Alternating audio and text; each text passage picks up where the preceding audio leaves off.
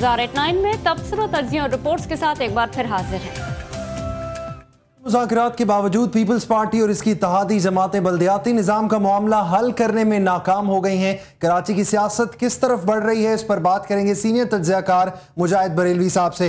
मुजाहिद बरेलवी साहब, news R89 में खुशामदीद। बताएगा कि बल्दियाती इंतखाबात का मसला अभी तक हल नहीं हो सका, मुज़ाकरात जारी हैं, लेकिन क्या डेडलॉक है, अंदर की कहानी क्या है? एहतिशाम, मैंने शायद आपसे पहले भी डिस्कस किया था, ये बात मेरी समझ से बालातर है कि आखिर पीपल्स पार्टी और MQM के दरमियान ऐसा कौन सा तनाज़ा आ गया है जो हल नहीं हो पा रहा हो। और फिर उससे भी ज़्यादा लोग ये सवाल कर रहे हैं कि आखिर हुकूमत को, यानी सदर आसिफ अली ज़रदारी को, ये जो इतना फॉर्म होकर आए हैं कि वो आम इलेक्शन से पहले बल्दियाती इलेक्शन कराएंगे, तो 4 साल बल्कि 4.5 साल गुजर गए, आखिर ये काम उन्होंने पहले क्यों नहीं किया? जबकि आपको ये भी इल्म है कि ये इशू प्रोविंशियल हो चुका था, फेडरल इशू ये नहीं है। सूबों को इस बात का इख्तियार दिया गया था कि वो इस मसले को हल करें। यहाँ पर कोई सूरत हाल बड़ी पंजाब की तरह तो नहीं थी। यहाँ तो चीफ मिनिस्टर और गवर्नर कोलिजन पार्टनर थे, इनके लिए कोई मुश्किल नहीं था कि ये तारीफ रखते। और अब मैंने कहा ना कि जब धमक आम इंतखाबात की सुनाई दे रही है, उस वक्त ये लोकल बॉडीज़ के इलेक्शन की बात कर रहे हैं। और अभी मैं थोड़ी देर पहले देख रहा था कि leader of the opposition Chaudhary Nisar sahab वजह तौर पर दुरुस्त फरमा रहे थे कि आखिर अब क्या जल्दी है। और उनका ये ख्याल था, और कुछ हल्के ये कहने लगे हैं कि कहीं आम इंतखाबात को सबोताज करने के लिए, मुलतवी करने के लिए नहीं कराया जा रहा है। इंतखाबात की बात हो रही है, तो मुजाहिद साहब, डेडलॉक अगर बरकरार रहता है तो MQM के पास क्या ऑप्शंस रह जाते हैं?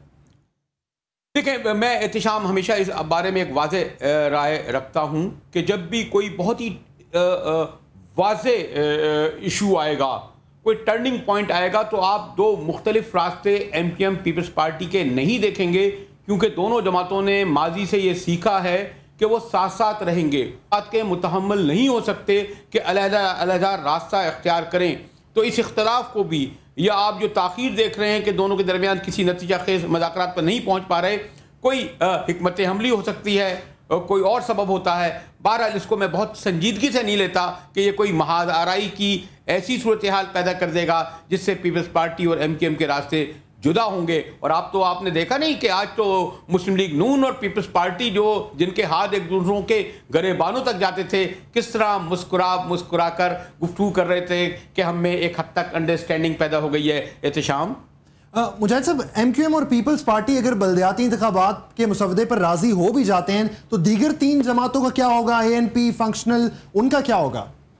देखिए एहतिशाम, आपको इल्म है कि ये इनकी ANP के कभी चंद कौंसलर से ज़्यादा मुंतखब नहीं हुए, वो भी कभी कराची और हैदराबाद में। फंक्शनल एक सांगड़ उनका ज़रूर स्ट्रॉन्ग होल्ड रहा है, उसके अलावा दीगर में भी कोई उनकी खास हैसियत नहीं है। बुनियादी तौर पर आपको इल्म है कि जो पास्ट में लोकल बॉडी या शहरी हुकूमतें कायम हुई, मेरे ख्याल में 95% नशिस्तों पर यही लोग आए थे। ये ठीक है, ज़रा सिंध में ठट्टा की तरफ चले जाएं तो शिराजियों का सूख है, वो इंडिपेंडेंटली जीत जाते हैं। घोटकी में हमारे महर बिरादरान जो पीपल्स पार्टी में आ गए, वो जीत जाते थे। ये इंडिविजुअल्स होते थे। या फंक्शनल का, जैसे मैंने कहा कि सांगड़ या थोड़े से कुछ अजला में, टंडू आदम वगैरह में उनके कुछ टाउन नाजिम या नाजिम आ जाता था। मजमूई तौर पर बल्दियाती इंतखाबात हों या आम इंतखाबात, उनमें 90% नशिस्तें बहरहाल MQM और पीपल्स पार्टी को ही मिलती रही हैं, मिलेंगी शहरी और बल्दियाती इंतखाबात में भी और आम इंतखाबात में भी। बहुत शुक्रिया मुजाहिद बरेलवी साहब, अपनी कीमती आरा से आगाह कर रहे थे। उनका कहना था कि बल्दियाती इंतखाबात का जो मुसव्वदा और इंतखाबात हैं, इतना बड़ा मसला नहीं है, और पीपल्स पार्टी और MQM में किसी न किसी नतीजे पर ज़रूर पहुँच जाएंगी, और जो दीगर सिंध की इत्तेहादी जमातें हैं उन्हें भी मना लिया जाएगा। हायर एजुकेशन कमीशन ने पंजाब यूनिवर्सिटी की रिपोर्ट की रोशनी में मजीद 8 अरकान पार्लियामेंट की डिग्रियां जारी करार दे दी हैं। लाहौर से देखेंगे वसीम मलिक की रिपोर्ट। 2008 में होने वाले आम इंतखाबात के बाद इलेक्शन कमीशन को 235 अरकान कौमी व सूबाई असम्बली की नाअहली के लिए दरखास्तें मौसूल हुई, जिनमें से 70 से ज्यादा दरखास्तें जाली डिग्रियों से मुतल्लक थीं। इस हवाले से मुस्लिम लीग नून ने वाज़ेह और ठोस मौक़िफ़ का इजहार किया और सबसे पहले रावलपिंडी से अपने MNA हाजी परवेज से जाली डिग्री की बिना पर इस्तीफा लिया। मोहम्मद नवाज शरीफ साहब बड़े स्ट्रिक्ट है इस मसले में। जहाँ भी इस तरह का कोई वक़ूआ पेश आया, हमने कैटेगोरिकली रिस्पॉन्ड किया उसको, और न सिर्फ इलेक्शन से हटाया बल्कि उसको पार्टी के सिस्टम से भी हमने डाउनग्रेड कर दिया। अदलिया ने जाली डिग्रियों की बिना पर पार्लियामेंट में आने वाले अराकीन की बड़ी तादाद को नाअहल करार दिया, जिनमें पीपल्स पार्टी के अहमद यार वारन, सफीना साइमा खर, मुस्लिम लीग नून के हाजी नासिर महमूद, साइमा अजीज महिउद्दीन, यासर रजा, मुदस्सर कयूम, मुस्लिम लीग काफ के शौकत अजीज भट्टी और इकबाल लंगड़ियाल शामिल हैं। सूबाई वजीर हायर एजुकेशन ज़ईम कादरी का कहना है कि धोखा देकर असम्बली में पहुंचने वाले अफराद सख्त से सख्त कार्रवाई के मुस्तहिक हैं। आइन बड़ा वाज़ेह है इसमें कि जो आदमी एक दफ़ा पर्जरी में या फ्रॉड के केस में इन्वॉल्व हो जाए वो फिर अहल नहीं रहता पॉलिटिक्स करने का, यही हमारा स्टैंड है। हायर एजुकेशन कमीशन ने जिन अरकान की डिग्री को जाली करार दिया है, इनमें मुस्लिम लीग नून की फरादीबा, शुमाइला राना, काफ लीग की सीमल कामरान, इंशाक फारूक, मोहब्बत खान और नसीर अख्तर शामिल हैं। कैमरामैन इमरान फयाज के साथ वसीम मलिक, CNBC पाकिस्तान, लाहौर। जाली डिग्रियों के हवाले से रिपोर्ट आपने देखी। जामे पंजाब ने हायर एजुकेशन कमीशन को भेजी गई रिपोर्ट में 8 पार्लियामेंटेरियंस की डिग्रियां जाली करार दे दी हैं। उनमें नवाज लीग के अरकान पंजाब असेंबली भी शामिल है। इस पर बात करेंगे नून लीग के रहनुमा सिद्दीकुल फारूक से। सिद्दीकुल फारूक साहब, कहेंगे आपको खुशामदीद, कहिएगा ये कि आप जामे पंजाब की रिपोर्ट को तस्लीम करते हैं? बहुत शुक्रिया। देखिए जी, जामे पंजाब को क्या जरूरत है कि किसी के खिलाफ नेगेटिव रिपोर्ट दे। मैं समझता हूँ उन्होंने बड़ी एक ऑब्जेक्टिव रिपोर्ट दी होगी, और अगर किसी को शक हो तो वो एक मरतबा फिर जामिया पंजाब जाकर वो रिकॉर्ड चेक कर सकता है। अब इलेक्शन कमीशन और हायर एजुकेशन के जरिए वहाँ पहुँचने वाला रिकॉर्ड जो है वो दुरुस्त होना चाहिए, और इस हवाले से हमारा मौक़िफ़ तो बिल्कुल दो टोक और वाज़ेह है। मुस्लिम लीग नून वो पहली जमात है जिसने जाली डिग्रियों के हवाले से और जिसने करप्शन के हवाले से, जिसने मुल्क में गैर आइनी और गैर कानूनी रवैयों के हवाले से बड़ा मजबूत और कंसिस्टेंट एक स्टैंड लिया है। बिल्कुल, आपने कहा कि एक कंसिस्टेंट स्टैंड लिया, लेकिन ये कहिएगा कि क्या मुस्लिम लीग नून स्क्रूटनी कराएगी अपनी पार्टी की इसी हवाले से, और ये भी कहिएगा कि क्या ये लोग फिर अहल भी होंगे दोबारा इलेक्शन में आने के? देखिए, जो लोग अपनी गलत डिग्रियों की वजह से नाअहल करार दे दिए जाएंगे, मैं नहीं समझता कि उन्हें दोबारा टिकट दिया जाएगा, क्योंकि ये तो एक बहुत बड़ी गलती है, बल्कि मैं कहूँगा कि ये ब्लंडर है और नाकाबिले माफ़ी भी है कि ऐसे लोग क्या मिसाल कायम करते हैं दूसरे लोगों के लिए, आने वाली नस्लों के लिए।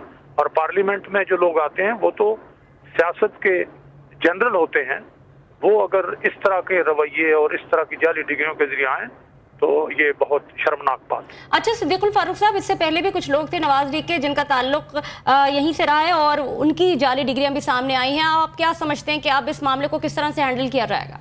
देखिए, हमारे कायद जनाब नवाज शरीफ ने और हमारी जो भी आला तरीन क़यादत है वो इस हवाले से किसी किस्म की उन्होंने कोई रू रियायत नहीं की। ये भी है, और डिसिप्लिन का मामला आप देख लीजिए कि मसलन नवाज शरीफ साहब के अपने दामाद ने अगर पार्टी की डिसिप्लिन की खिलाफ वर्जी की तो उसकी बेसिक जो बुनियादी रुकनीत है वो मुअत्तल उन्होंने कर दी। तो मैं समझता हूँ ये पार्टी में डिसिप्लिन कायम करने और डिसेंसी के लिए और मेरिट के लिए और पार्लियामान में जाने वाले लोगों को इस तरह के तमाम रवैयों और नेगेटिविटी से बचाने के लिए और जो इसमें इन्वॉल्व हो उन्हें सजा देने और उनका एहतसाब करने के लिए हमने बहुत ज़बरदस्त मिसालें कायम की हैं। बाकी पार्टियों को हमारी मिसालों जो मिसालें कायम की हैं उनके पीछे चलना चाहिए, उन्हें फॉलो करना चाहिए। बाकी पार्टियों को आपकी मिसाल के पीछे चलना चाहिए। बात कर रहे थे हम नून लीग के रहनुमा सिद्दीकुल फारूक से। बहुत शुक्रिया आपका।